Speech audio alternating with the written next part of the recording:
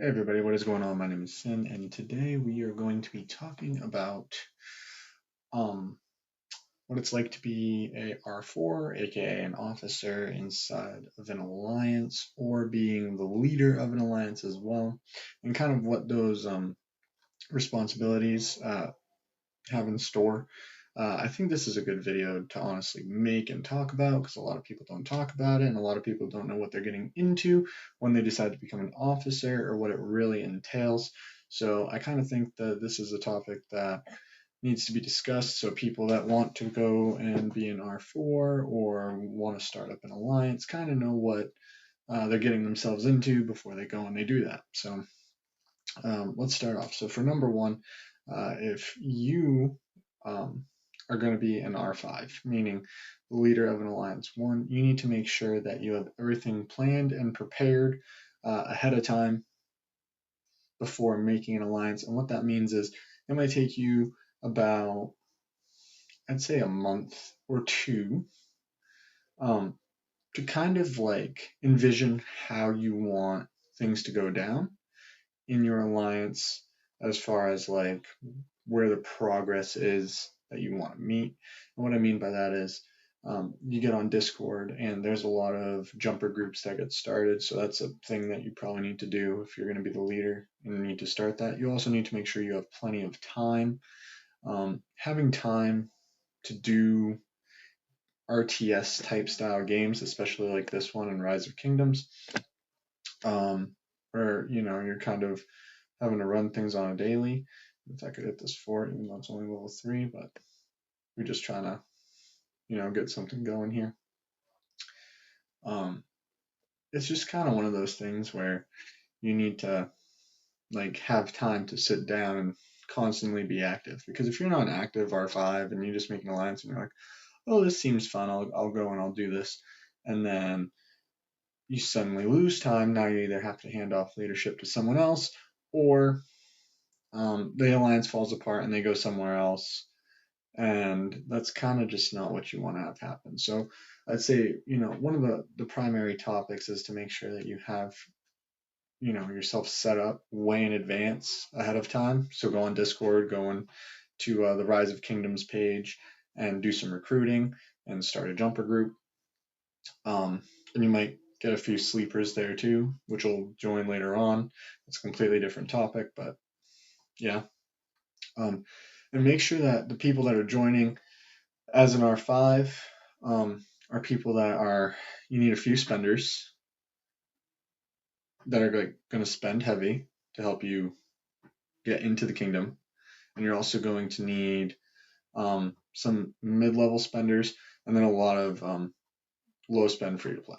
And the reason why I say a lot of that is because you don't need a lot of whales, because then it causes problems when you're trying to do events like Mightiest Governor event, which if you don't know what that is an event where the top person in the kingdom that accumulates the most amount of points through a series of events gets legendary commander heads for commanders that are needed going into KVK 1. Primarily Charles Martel, that is the most primary one, I'd say, in KVK 1 that you want to get. You can get Richard, that's something. And I'm kind of like adding tidbits of information here as I go, but it's just to kind of give you like a baseline of like what needs to happen. And then as we're going on through that, you also need to make sure that you're going to be around for events like obviously what I just mentioned, Kingdom versus Kingdom, which is a little bit a ways away after you take, the primary objective in your own home kingdom. And then moving on from there, you want to make sure that people are um, doing what they need to do. So you're kind of like, obviously you're the overseer of your entire alliance. There's people that trust you. They trust you to be on, to monitor situations and to make decisions based on, what you see and what your availability is to. Now, if we're moving on from R5 and what that kind of entails, also you need to be able to spend money as well. Uh, if you're going to be an R5, you don't need to, but you probably as an R5 should, if you're going to be like the king, need to have a primary plan to be spending some sort of amount of money. Because if you do become king, right, or at least like a secondary alliance in the kingdom that trades off for king, you don't want to have to use someone else to gem buff the entire kingdom. You want to be able to do it yourself. That way you're self-reliant. That's definitely a good way to go about it. But other than that, yeah, you don't want to have to like hand off king to someone else that you don't really like. Not that you don't trust, but they never took on the R5 role or anything. So giving them that role, which is leadership over your alliance, just so they can gem buff, is a very risky tactic because they could delete the entire alliance and screw things up. So it just gets really messy if something bad like that happens. So now moving on to R4s. If you guys are here for the R4 part of the video, I'm going to say that as officers, you need to be maintaining, it's kind of like having a part-time job. I'm not going to lie. Like, the game is fun, but being an R4 is like having a part-time job where you need to constantly be online, watching and managing the alliance, and making sure that certain tasks and requirements are being met on a constant basis. I would say to the R5, by the way, if you are going to have a bunch of R4s, you should probably make sure that you have a couple that, one, are obvious, all of them need to be trustworthy, of course. But on top of that, you also need to make sure that you get a couple that are in different time zones or can meet different time requirements. So there's always some sort of officership online to take control of the situation in case something gets out of hand. So just note on that. And again, back to the R4s, if you guys want to be an R4, it's not just some sort of like, cool, I'm an officer and whatever kind of thing. It's more like, okay, well, there's events like Ark of Osiris. Someone needs to take responsibility for the roster management, making sure that, like the people that are in, how you balance the field and how you do that is a lot of work because, well, if we're going to talk about R4s taking over Arc because everyone has a select assignment, then the Arc part is you have to make sure, okay, who's signing up, who's going to be available every week as a constant basis. Not everyone's available every week on a certain day. So that part takes some time to get figured out. But once you get it figured out, then, you can move on from there. And then if we want to talk about like, what's needed, you need to make sure they have the right commanders, what their commander level is, what's their tech level, do they have T4, T5? If it's later on in the game, in the beginning, that's not really going to matter because, well, not everybody has T4 right in the beginning. So whatever the highest level is at that time, I would say. And then probably around T3. And then moving from there, you need to make sure that like the people participating are the strongest and most active. Because if they're not active and they're not going to play and they say they're going to play, that really screws over your ARC team. So you kind of need to make sure that they're going to show up so that you can win, so that you can get your rewards and move on from there. Because obviously all this game is about is progress. So yeah, we're moving on from that. So if you're into ARC and you kind of think the ARC topic is really cool, then you need to take care of the roster, what tech level they are, troop level, I guess. What are their top three marches is what I'm going to say. Then I would move on to what gear they have as far as like armor and stuff. And then if it's got the armament system, if you're not there yet, then armaments. What kind of armaments they have. And then you kind of add that all together. And what that does is that helps you balance the field. So like you can say, okay, these people go on this side, these people go on this side, and these people are going to take the arc. That way, as you're doing it, it's not just one big jumbled mess, and that can get kind of out of hand. So kind of thinking that's the direction with arc. Now, if you have other R4s that are in charge of activity and territory, And with the activity and territory, you got to make sure that whoever's putting flags down knows how to like map correctly. That's definitely a big help. Um, it kind of seems like, if they don't do it correctly, it can mess things up in the future. Especially if you guys are making alliances, whether alliances in the kingdom right out the gate. And that's why, again, it's important that you start a jumper group and have like 3 alliances ready to go to start, because you don't want to have to do a lot of fighting before kingdom versus kingdom, because that'll weaken your kingdom to the point where it makes it kind of impossible to play. So definitely don't want to do that.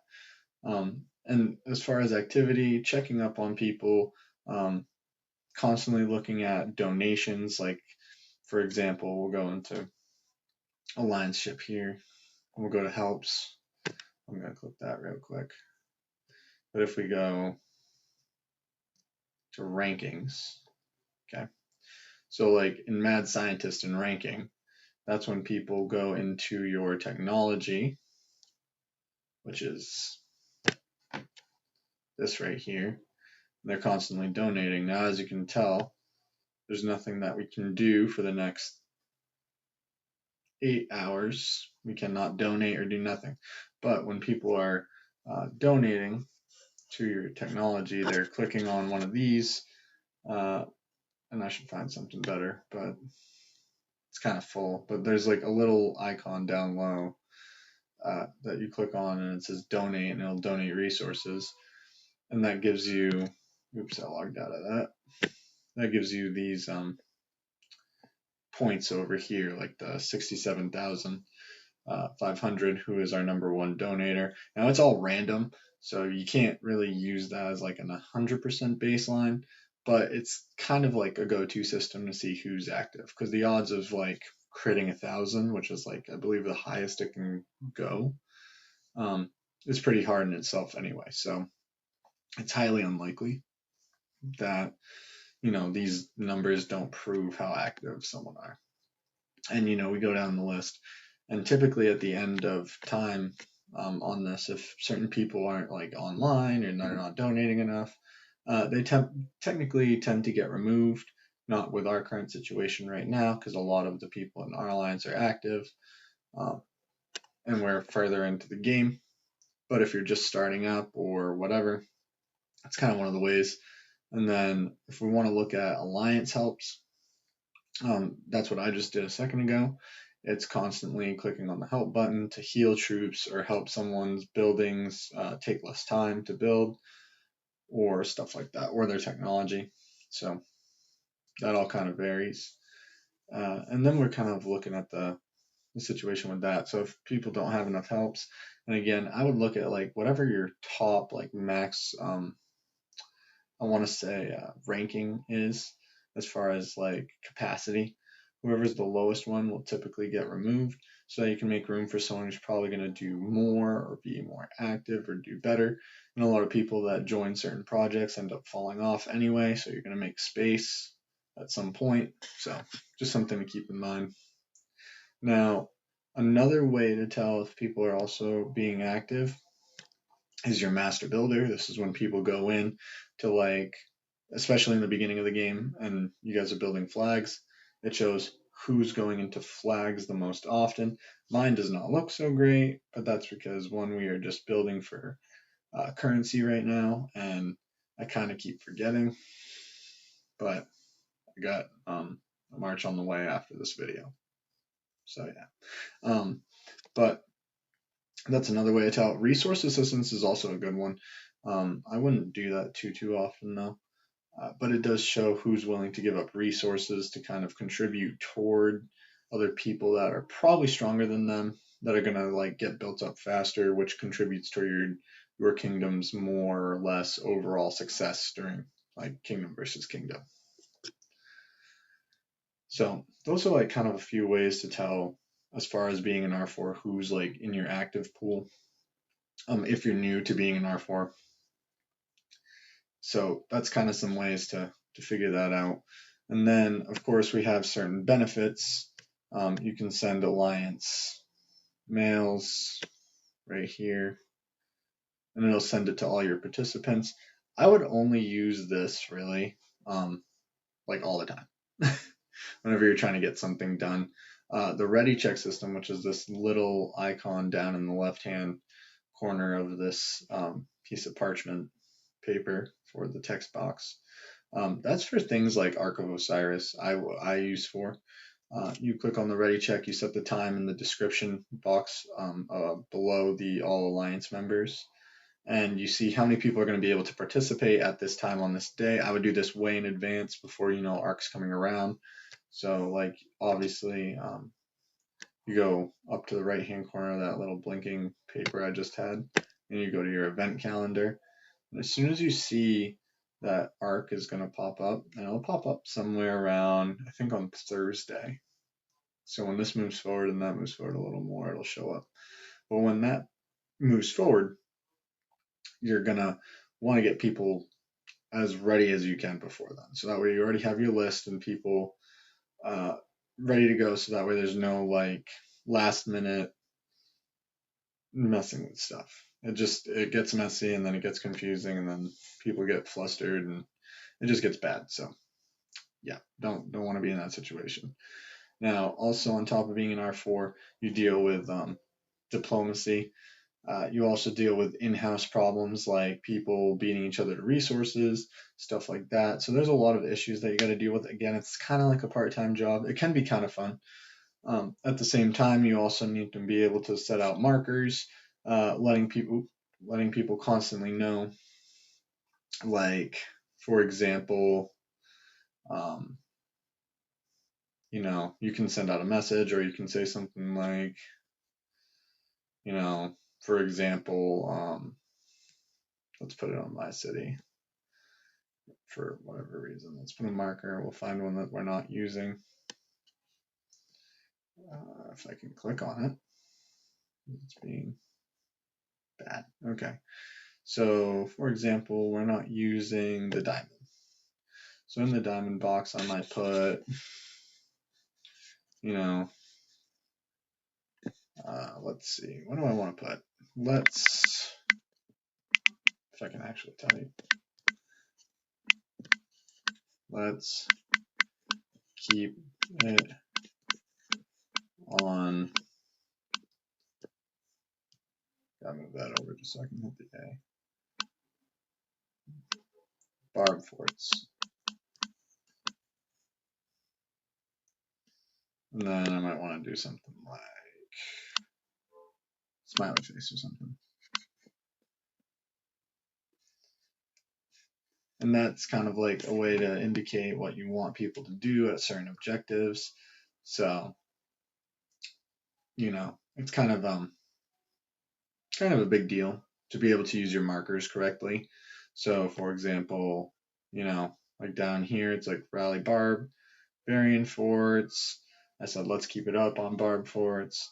You're kind of like essentially putting a marker out there so everyone can read it at the same time rather than having to go to their mail system, which a lot of people tend to forget about.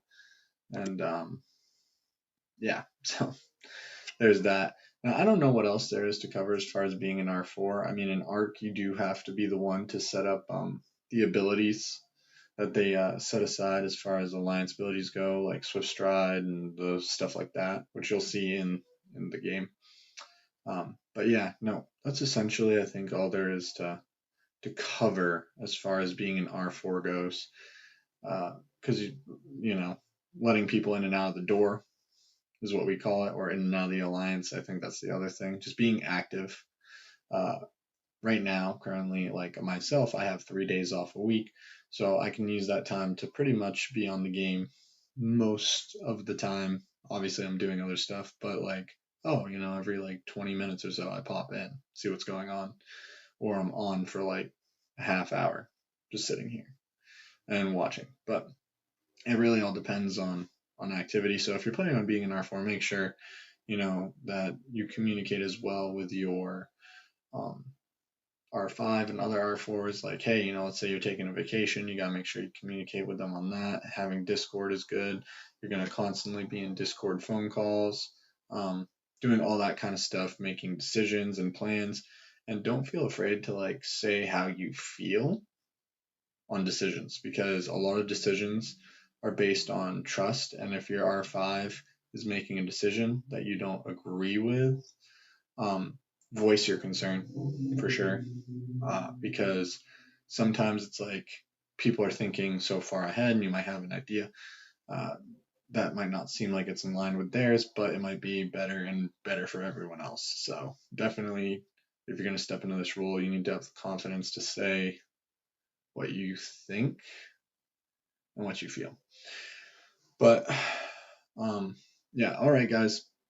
I think that's it for the video. I think I've had enough talking about what the responsibilities of R4 are and stuff. Oh, one last thing, making sure that you're able to set up um,